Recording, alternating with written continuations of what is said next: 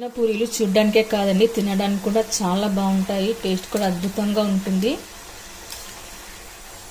చిన్న పూరీలు ట్రావెల్ స్నాక్స్కి చాలా అద్భుతంగా బాగుంటాయండి. మనం ఇంట్లోనే అప్పటికప్పుడు 10 నిమిషాల లోపల చేసేసుకోవచ్చండి. కరకరలాడుతూ పుదీనా పూరీలు రావాలంటే ఎలా చేయాలో నేను వీడియోలో అయితే చూపిస్తాను. మీరు వీడియోని ఎక్కడ స్కిప్ చేయకుండా చివరి వరకు అయితే చూసేయండి. హలో అండి, వెల్కమ్ టు మై ఇంటి మంప కిచెన్. ఇవాళ మనం పుదీనా పూరి చేసుకుందాము. అందుకోసం నేను ముందుకైతే పుదీనాను తీసుకొని ఇలా క్లీన్ చేసి కడిగి పెట్టుకున్నాను. ఆ తర్వాత కొద్దిగా కొత్తిమీర కూడా తీసుకున్నాను.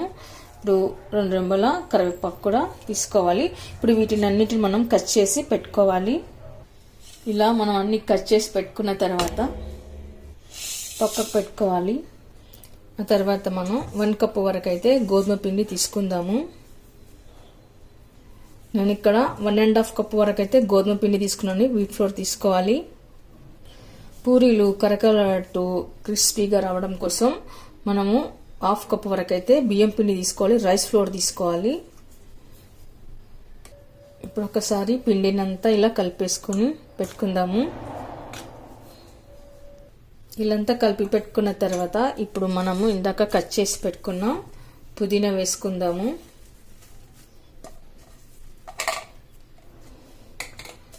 తర్వాత కొత్తిమీర, తర్వాత కట్ చేసి పెట్టుకున్న కరివేపాకు, జీలకర్ర, అలాగే నువ్వులు, రెడ్ చిల్లీ పౌడర్, పసుపు, సాల్ట్ రుచికి సరిపడా. ఇప్పుడు ఇవన్నీ వేసాక ఒకసారి బాగా కలుపుకొని పెట్టుకోవాలి.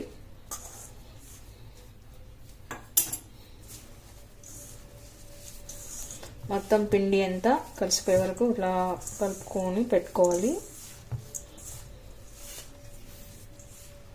తర్వాత ఇందులోకి కొద్దిగా ఆయిల్ మరొకసారి కలుపుకొని పెట్టుకున్న తర్వాత ఇప్పుడు తగినంతగా వాటర్ వేసుకుంటూ మనం పిండిని కలుపుకోవాలి.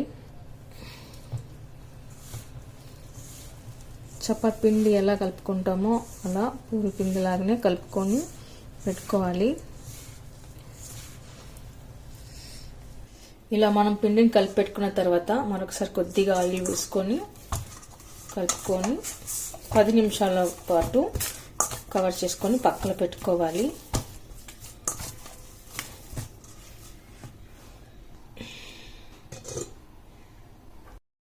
మినిట్స్ తర్వాత పిండి చూడండి సాఫ్ట్గా మృదువుగా అయితే నానిపోయింది. ఇప్పుడు మనం పిండి ముద్దను తీసుకొని చపాతీలాగా రుద్దుకొని పెట్టుకోవాలి. ఇప్పుడు పొడి పిండిలో అద్దుకొని మొత్తం ఇలా రుద్దుకొని పెట్టుకోవాలి.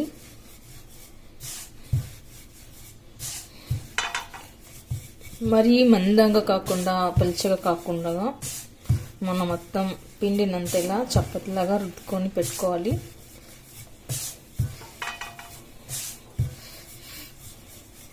అంచులు ఎక్కడ లావు లేకుండా అంచులు కూడా ఇలా తలుపుకొని పెట్టుకోవాలి. ఇలా అంతా కాస్త పెద్దగా రుద్దుకొని పెట్టుకున్న తర్వాత ఇలా ఒక రౌండ్ షేప్ ఉన్న గ్లాస్ అయితే తీసుకొని ఇలా మనం రౌండ్ షేప్ వచ్చే వరకు ఒత్తుకోవాలన్నమాట. ఇలా ఒత్తుకొని తీసుకొని పెట్టుకోవాలి.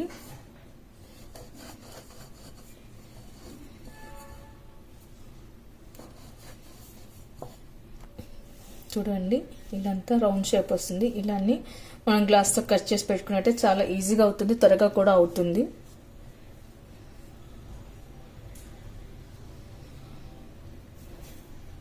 మనం ఒక్కొక్క పూరి తీసుకొని రుద్దినట్లయితే లేట్ అవుతుందండి. ఇలా అన్ని మనము కట్ చేసుకొని పెట్టుకోవచ్చు.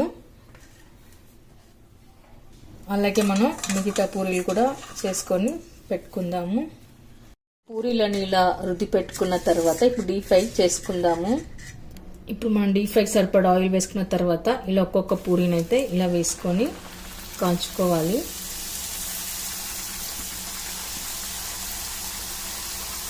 పూరీలు ఇలా మంచి గోల్డెన్ బ్రౌన్ కలర్ వచ్చే వరకు కాల్చుకొని తీసి పక్కన పెట్టుకోవాలి. అలాగే మిగతా పూరీలు కూడా కాల్చుకుందాము. చూసారుగా సర్వింగ్ ప్లేట్లోకి అయితే తీసుకున్నాను. పుదీనా పూరీలు కరకరలాడుతూ టేస్టీగా ఎమ్మీగా రావాలంటే నేను చెప్పినట్టు చేయండి. మరి మీరు కూడా ఒకసారి ట్రై చేయండి. మీకు ఎలా కుదిరిందో కామెంట్స్లో పెట్టండి, లైక్ చేయండి, షేర్ చేయండి. తప్పకుండా మన ఛానల్ని సబ్స్క్రైబ్ చేయండి. చూసారుగా ఎంత చక్కగా వచ్చాయో. Thank you for watching.